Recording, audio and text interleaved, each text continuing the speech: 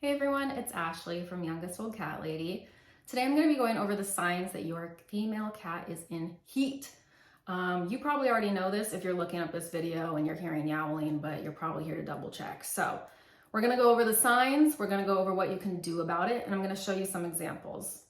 Now, if you follow my page, you may know of my cat Blossom. She is about 6 months old.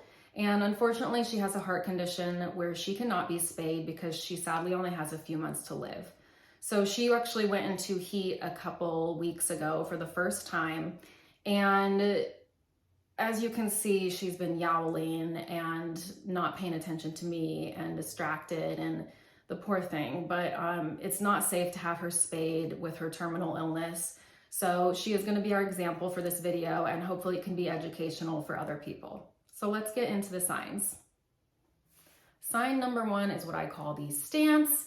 This is where a female cat often has the front half of her body down towards the ground and her hind end legs are up. Her tail is usually up and to the side, and she is ready to be mated.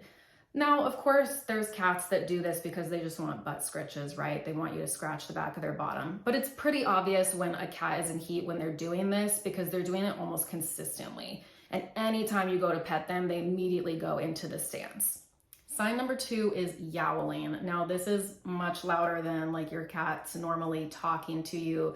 This is a female cat yowling for a mate. She is trying to attract male cats to the area. She might wander the house yowling, searching for a man to come on by. But I'm not gonna lie, it's probably the most annoying sign of them all. Yowling can go on for several days. I'm going to show you a few video clips of Blossom yowling so that you know what I'm talking about.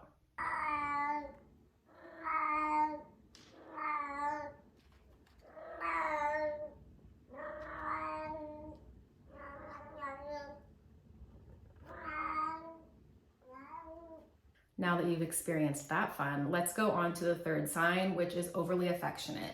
Now, this really depends on the cat because I've seen female cats that go back into heat while they're still with me, nursing their own babies, that are super affectionate when they're in heat. They're all over me. They're rubbing on my legs. They're rolling around on the floor. They're just over the top affectionate. Then there's other cats that are less affectionate because they're more concerned about finding a mate. So they actually leave you alone. Blossom didn't want to cuddle with me as much. She was way more concerned about finding a mate. So this really depends on the cat, but you'll notice a change just in personality.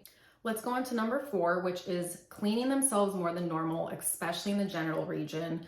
You will probably see your cat cleaning herself more than usual. That was really self-explanatory. Did I need to go into detail?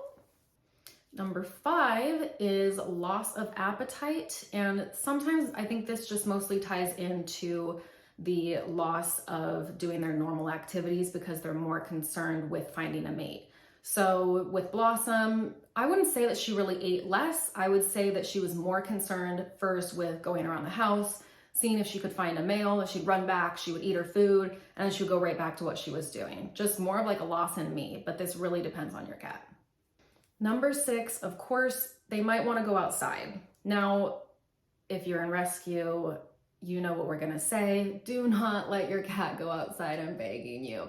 Let them go out once, they're gonna come back pregnant. They're gonna yowl, they're going to find a mate. And yes, while it might be an easy short-term solution because your cat just went and got pregnant and now she stopped yowling, guess what? You're gonna have a lot of kittens on your hand in 2 months, and it's not gonna be an easy solution. So keep your cat inside.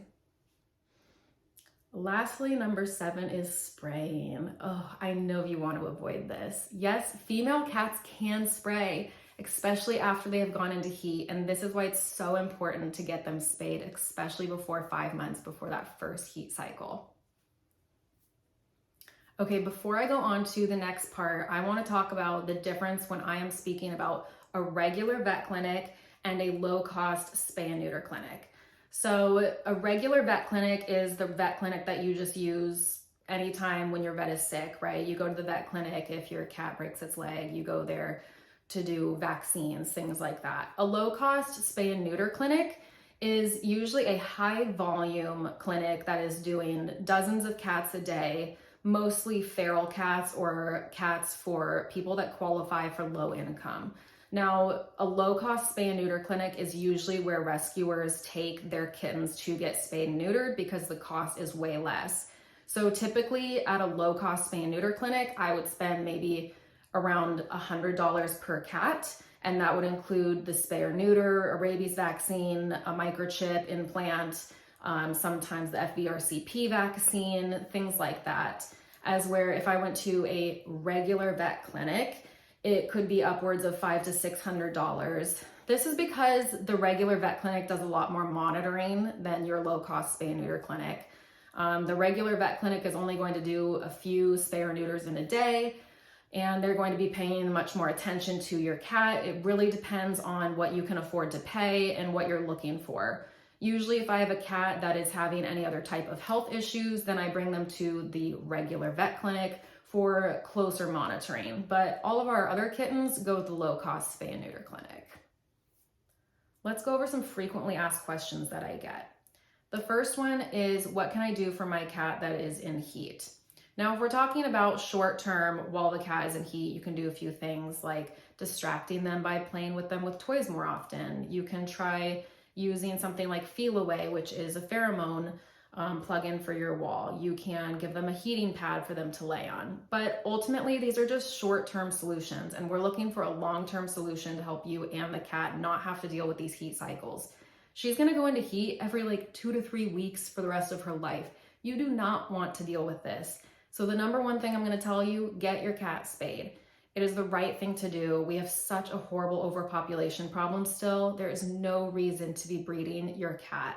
80% of kittens are still born outside. There's not going to be a shortage of kittens anytime soon. So if you want kittens year round, I would go to your local shelter and foster, but please get your own cat fixed. The second question that I get a lot is, shouldn't I wait until my cat is 6 months old to get her spayed? Actually, no, you shouldn't. You should get her spayed no later than 5 months old. And I'm gonna read you a quote from the felinefixedby5.com website. Spaying prior to the first heat cycle has a protective effect against mammary neoplasia. Given that cats can come into heat by 5 months of age and that 90% of mammary tumors in cats are malignant, spay and neuter prior to 5 months of age is critical. So you're actually doing a really good thing by getting them spayed before 5 months to help prevent those tumors. I have heard people say before that they don't want to get their cats spayed or neutered before 6 months because they've heard of negative effects like urinary obstructions, but there is literally zero evidence that is true. And these are some of the top, veterinarians telling you that you should be getting them fixed by 5 months old. Now, I've had people also say, well, my regular vet doesn't spay or neuter until 6 months old. Well, yeah, that's been common practice for many years. So, if you go to this website, this felinefixedby5.com, it'll give you a lot of information. It can show you all the research articles, but really regular vets, I think, are just doing it at 6 months because that's what they've been used to. With the fact that there's no evidence that there's anything negative coming from spaying and neutering them younger, and that there's a benefit by getting them spayed before that first heat cycle for females, really they should all be spayed and neutered like no later than 5 months old. So I would visit that website. I'll put a link down below so that you guys can go and see it for yourself. Another question I get is, can I spay my cat if she is in heat? The answer is yes, and I have done it many times, but a regular vet may ask you to wait until they're no longer in heat. I've done it with several moms that I brought in, either like feral cat moms or moms that went back into heat right when, of course, we had the spay appointment already scheduled, and the low-cost spay and neuter clinic had no problem doing it. But if you're more comfortable, you can always try and reschedule that for the next week. It's just, especially with COVID right now, we're in the year 2022, if you're just watching this, sometimes it is taking months to get a spay appointment.